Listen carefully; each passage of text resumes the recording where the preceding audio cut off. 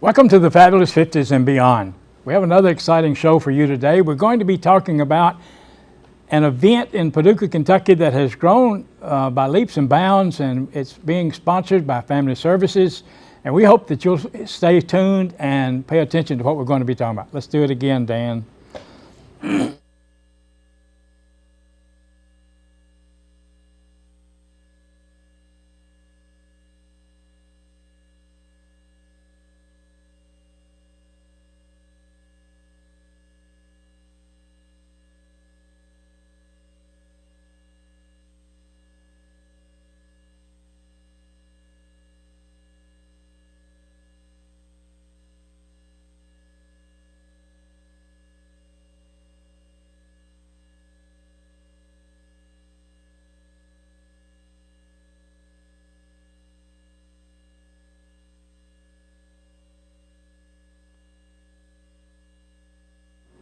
Welcome to the Fabulous Fifties and Beyond. I'm Jim Pollard, your co-host with my wife Janetta, and today our program is about the Family Services Society and a big event that they have coming up.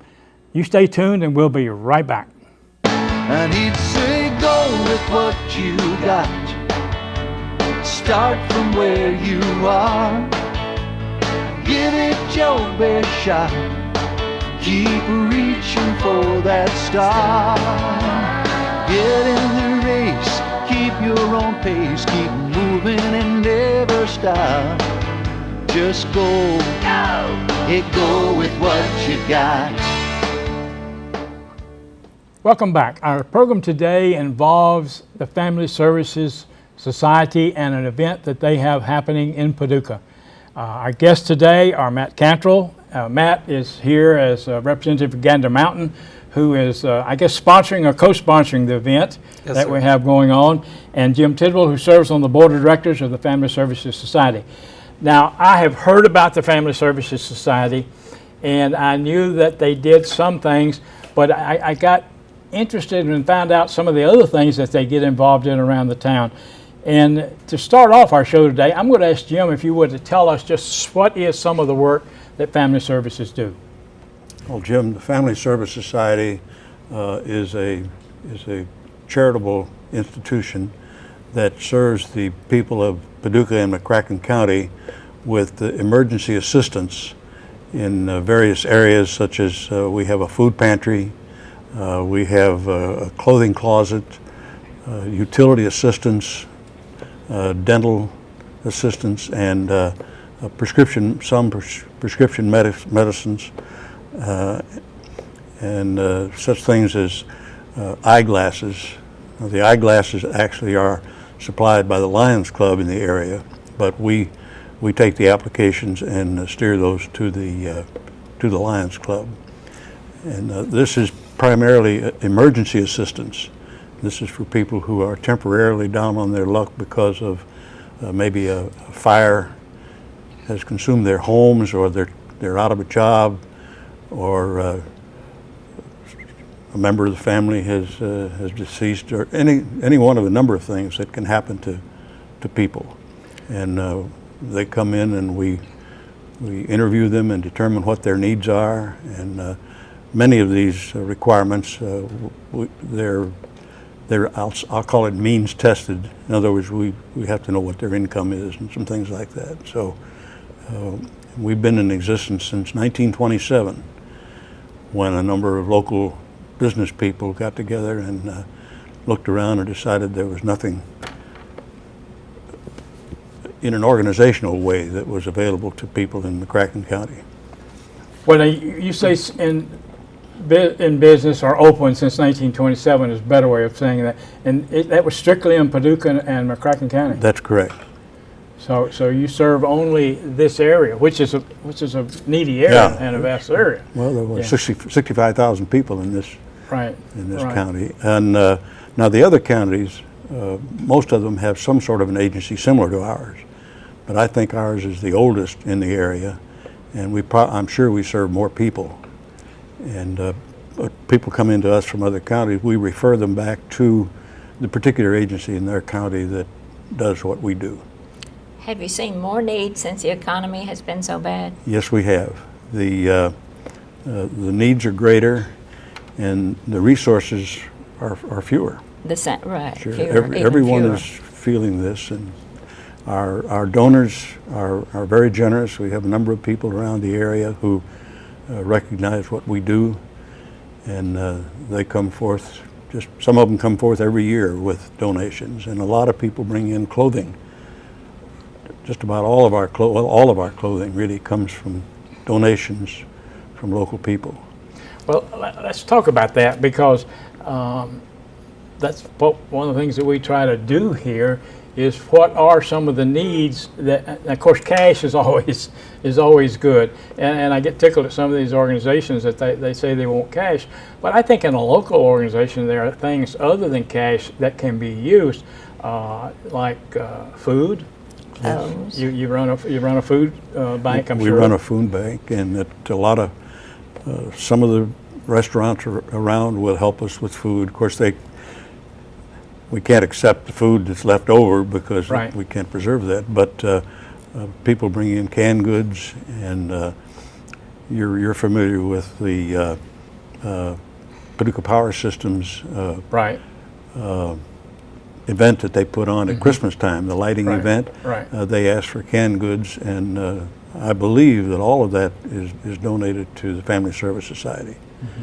And so we have a pretty good food bank, but if we begin to run low, then we'll appeal to, say, churches. And the churches will announce the need, and they'll pass out bags, grocery bags, and people will fill them up and bring them in. And some of the grocery stores will, I know Kroger does one. They do one or two during the year.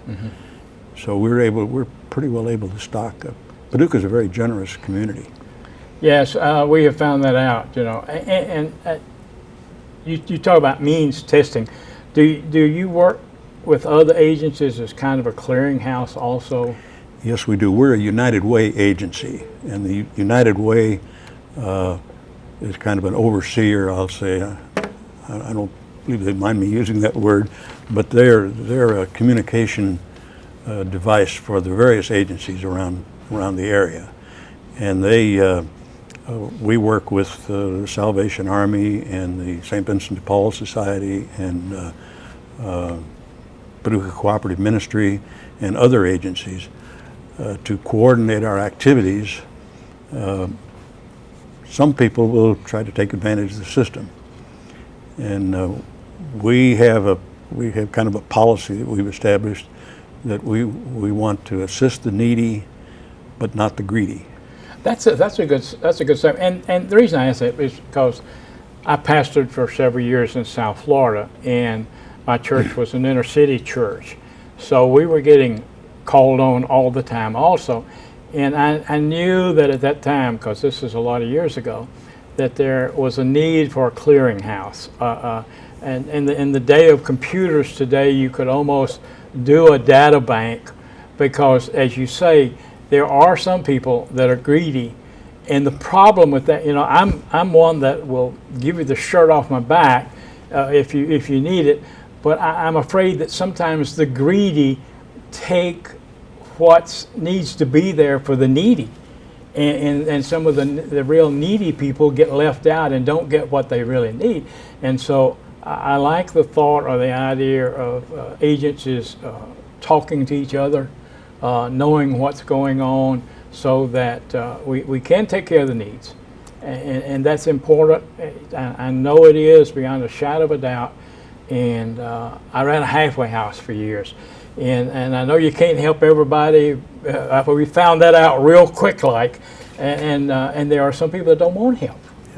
Yeah. And that's so sad. Yeah. Well, we have wanted to, and most of the agencies want to, particularly under the guidance of the United Way. As I said, the resources they're slim, relatively slim, and the need is great. We have an obligation not only to our clients, but also to our donors, to be sure that their dollar is stretched as well as we can do it. And that's true. And I know that you're going to get taken sometimes. That's yeah. Somebody asked me one time, because we had contributed to a ministry that went south, And somebody says, well, don't you feel bad about that? I said, not really. I said, I really gave that money to the Lord. I gave it to them for the Lord to use. I said, now, if what they did wrong, they got to answer for that, not me. My heart was right when I gave it. So they're the ones that's going to have to answer for that, not us, you know.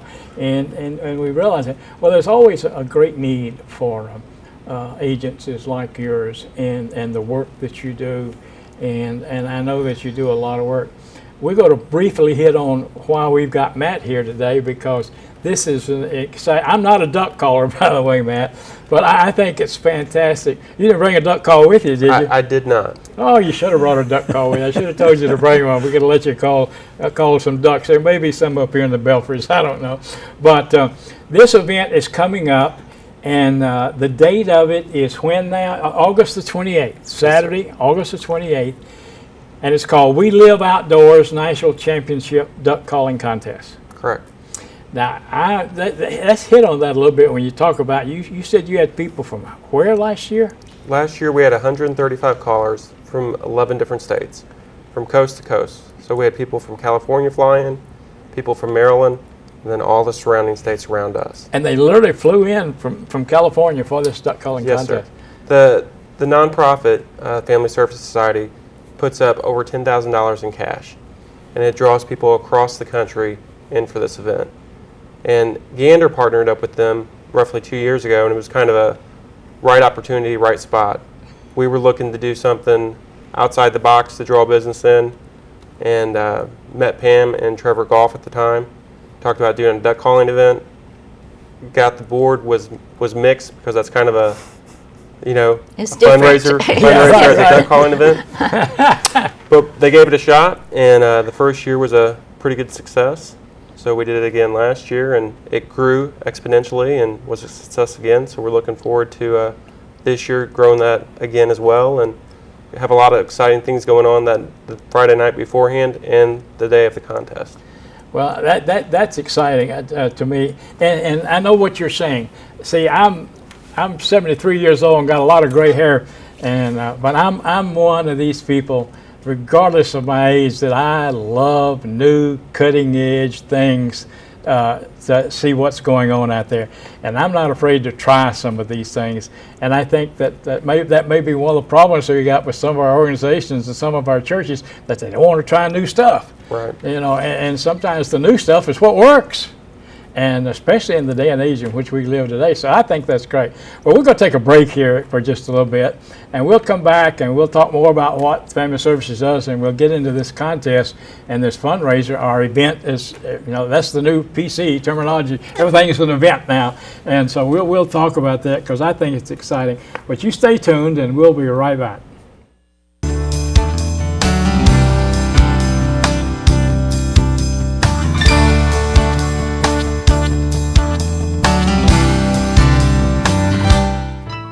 Have much to give then. So when they showed up firing them mean looks around the place and staring us down on prices, well, I was angry. Didn't seem to bother my father, though. He had me load another bushel of apples in their trunk.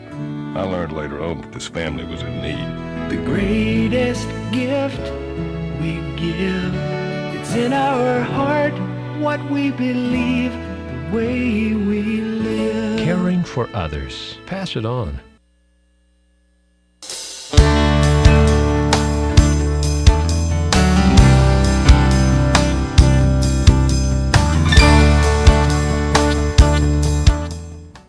Welcome back. Our guests today are Matt Cantrell from Gander Mountain and Jim Tidwell from Family Services Society. And we're talking about, we've been talking about the work that Family Services Society does. We're going to talk some now more about some of the work that they do, but now we're going to talk about an event that they have coming up. And the event is, what's the date there? August the 28th. Yes, ma'am. Saturday. It's about 3 or 4 weeks from now, isn't it? Be right around the corner. And it's good. And it's a duck calling contest. It is a duck calling contest, correct. We're going to have an event going on Friday night. We're going to have Butch Rickenbach, the founder of R&T, and he's a 3-time world champion, come down and give some seminars. And then we're going to have another 3-time world live duck champion, Kent Cullum, come down Friday night and give seminars as well in our lodge. And that's basically going to be, Butch is doing his for the youth. So anyone that's a youth that wants to learn how to call can come out, learn from the very best in the country, and then Kent's going to do one for anybody that wants to show up and learn how to call some ducks. Is this mostly hunters that get into this, or?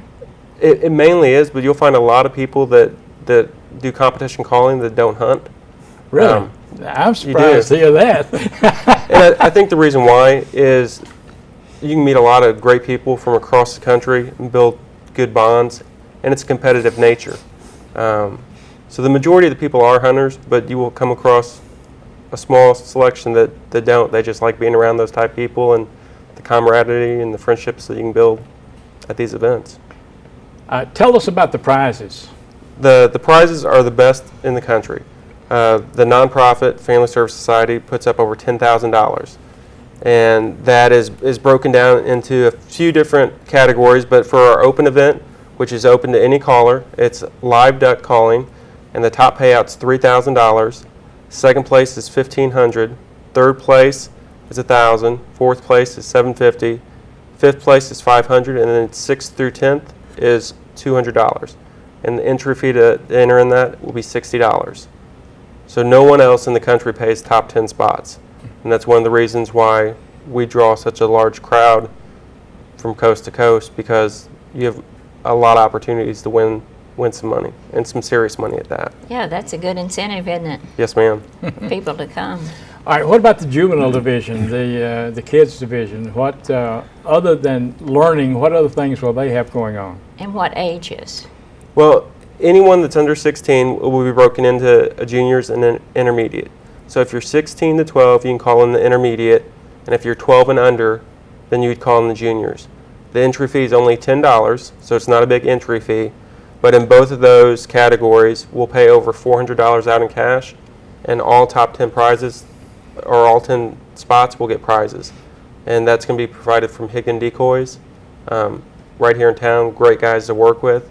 They're providing us with decoys to give all these youth. So 20 youth are going to get decoys, and half of them will get money and some other prizes. Now, one of the other ways that you actually fund this is through your program, right? Correct. The unique opportunity with us is that Gander Mountain does not make a dime as far as this event. All the money raised goes directly to the nonprofit. And we raise that money through the entry fees for the duck callers. So all the entry fee money goes back to the Family Service Society. We have a booklet and sell spots in this booklet. And then we have vendor spaces outside. So it's not just going to be calling going on that day. There'll be vendors set up outside where you can, talk to the decoy vendors or call vendors, whatever it might be. So we'll have vendors set up outside the building. And then we have a few people that have graciously donated hunts for us that we auction off. They've donated what? I'm sorry. They've donated hunts. Oh, okay. So okay. you could have an opportunity to hunt with Hunter Grounds in Tennessee, or in Illinois, or Kelly Powers in Tennessee. There's a few people in Kentucky that have donated hunts. So we auction those off, and all that money, again, goes back to the Family Service Society. So you'll actually have different vendor booths showing and teaching their Correct. products also. That's exactly right. Very good, very good. I bet the kids do enjoy this, don't they? They do. It's a unique opportunity. If you're passionate about waterfowl, to see the best people in the country right here in our own backyard, it's just a neat opportunity. Now, is it any kind of duck, or is it, I don't know, do they call differently, or? That's a great question. and actually they do. There's three main styles of duck calling. One is called Main Street, and that's a competitive style of calling. So there's a set routine, and it's usually 90 seconds. And then they get critiqued or scored off of how well they perform that routine. What we do is, for the junior novice and intermediate, is a meat calling competition, and it's 90 seconds. There's a little bit of a routine and structure, but not very much. And then the live duck is 60 seconds, and there's no structure to it. You just try to sound as many ducks as you can in that amount of time. So it's interesting to hear. I bet. I'll tell you a funny story. We moved back up here 16 years ago. We live on 64 acres, and our property backs up to the Kaler Bottoms Wildlife. and Clarks River runs through our property, the old Clarks River. So one Friday morning, I think it was, I am awakened because my windows are up and I'm hearing bam, bam, bam, bam, bam, bam, bam, bam, bam, like Third World War had started. And all of a sudden it hit me. There was a duck season that opened this morning. But I thought Third World War had started, I said, what in the world is going on, But it was duck hunters out there shooting ducks, because I know they hunt the river. They hunt our river. They hunt different ducks on that river. I don't know what they're hunting. I think they're hunting greenheads and pintails, but I'm not sure. Right. Is it pintail? Is that the right word, or pinwheel? No, that's right, pintails. Pintail, that's what I thought. But that was hilarious. And now I know, whenever I hear it, I know what they're doing. They're back there hunting ducks, because with the wildlife reserve backing right up to my property, and so I can hear a lot of it. At least it was different from South Florida, where they were shooting at people. And Yeah, we lived in South Florida for 23 years, and we heard gunshots every night down there too. But like she said, they were shooting at people down there. But yeah, well, this is this is the third annual, right? Yes, sir. And I guess first year was kind of a test, and then it grew the last year. And I'm sure you're doing pre-enrollment. Is it looking good this year? Actually, we do pre-enrollment, but no one ever signs up. Oh, really? And I think that's because they don't want to jinx themselves, or they're afraid that they don't want to know. They don't want the competition to know they're coming. That's what it is. There you go. But that's interesting. And again, we need to let the people know that it is on the what day now? The 28th is the actual contest. Right. The 27th, Friday night, or when the classes are going to be. They start at 6:30, and they're just going to roll one right after the other. The calling will get started at 10:30 on Saturday. Registration starts at 8:30, and it'll be an all-day event. I'm sure they're putting it up on the screen, some of these things that we're talking about, the date and the time and everything like that. And I think that's really interesting. That is there any number that they can use to call for more information here locally? They should be able to contact the Family Service Society directly, or they can contact Gander Mountain and ask for myself. Being retail, I mean, that varies. But that number is going to be 270-538-0444. Okay, and your number? 443-4838. Okay. Well, that's again, I think it's real interesting that this is going to be going on in Paducah, Kentucky, and they're going to be coming here from all over the United States. Have you thought about, is it going to be international one of these days? If it stays growing like this, I'm sure it will be. Well, that's interesting, because the different international aspects of things that happen in Paducah, the quilt convention, and then just look at how you've been here. Are you from Paducah? No. I knew you came, but just like the barbecue on the river, how this thing has grown by leaps and bounds, and different things that happen around Paducah, which are always exciting. Well, I think just a little more from you, Jim, and talk about some of the other services. Now, you do emergency services work also, right? Well, that's our primary work. That is the primary work. People who are unknowingly or just kind of down on their luck, let's say, and our services are not ongoing services. We kind of leave that to the government. And incidentally, we're not subsidized in any way by the government. Well, that's good. It's good to be said. By By any government. Right, yeah. right. But these are people who just ordinary folks, and all of a sudden something happens that they have problems that they are not under their control, and they're financially disturbing for them, disruptive, and they need assistance. And the people of Paducah come to their assistance through us. Well, now, where are you located? The people need to know that also. Me personally? The offices. Oh, excuse me. We're located on Joe Clifton Drive. It's 827 Joe Clifton Drive, which is just outside of the entrance to Noble Park. In fact, it's the old Captain D's building, the Captain D's. You're the blue building. Yeah, Okay. we're the blue and white building. That's how I kind of always identify that. You're the blue building. Thank I you. thought you Thank were, you. but I That's wanted to be great. sure. Yeah, and we're open from 9 in the morning until 3:30 in the afternoon. Ain't that what they always call Cardinal Point too? Or was it? No. Cardinal No. Point's right across the street. Across the street, Yeah, I mean, yeah. That's a good Yeah. locator. Yeah, but I think Pam is the one that got me on to calling it the blue building, you know. Yeah. You're located in the blue building there. And Pam has only been with us for a couple of years, and she not only got there, then Matt and his crew contacted her, and one of her charges when we hired her was to get our fundraising going. Yeah. And boy, she really has. And your activity has really been wonderful for us. But you can imagine our board when we first met and duck calling Duck contest. calling. But Matt was there to help to introduce it and to explain to us. And Pam she's a real rooter. By the way, for our viewers, we're talking about Pam Truitt, and she is the executive director of Yes. Family Services Society. Yes. And I don't think we ever mentioned her last name until that point right there, or who she was and what she was doing there. But she had to be out of town this afternoon and wasn't able to be with us. But this, again, it's exciting, the work that you do and the help that the agency does in our local community here, and we're thankful for it. And again, we want to encourage you, the public, to be involved in helping them. I mean, they can always use a sack of groceries or some clothing. And by the way, if you bring them clothing, make sure it's clean and it's good. That's and this is not a dump off spot, right? That's correct. And you need to realize that. In fact, just make it sure it's.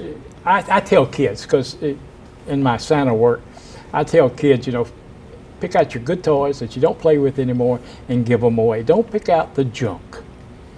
Pick out the good toys that you're not playing with anymore. You've outgrown, and give them away. That's a good point. People are pretty good about that. I think we have the population educated in that respect. Good. But people, there's so many, everybody has clothes that they don't use Yes. or don't wear or Yes. whatever. And some people throw them away. I had a friend of mine, she cleaned out her closet and threw them away. I said, don't ever throw clothes away. There's so many organizations that will take them I'm glad and you that said really that. need them. Yes. Well, guys, this has been fun. And we're out of time, believe it or not. But we appreciate y'all being with us today. We want to encourage the people. Remember Saturday, August the 28th, at Gander Mountain, there at the mall, or outlying mall, out parcel of the mall. And I think it'd be a fun time, and I think you'd be glad to go.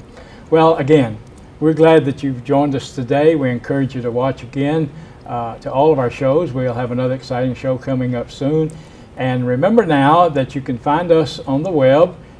If you want to watch our show or send it off to somebody to watch on the web, it's paducahdo.org there, and we encourage you to do that.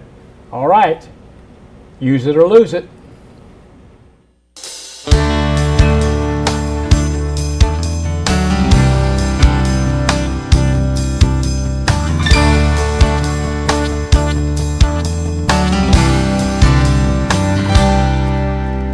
Can't see as well as I used to. Can't run as far or as fast. Sometimes I think that the old me is becoming exactly that. But when I start thinking of all I don't have, that's when I tell poor me Beethoven was 50 and deaf as a post when he wrote his Ninth Symphony. And he'd say, go with what you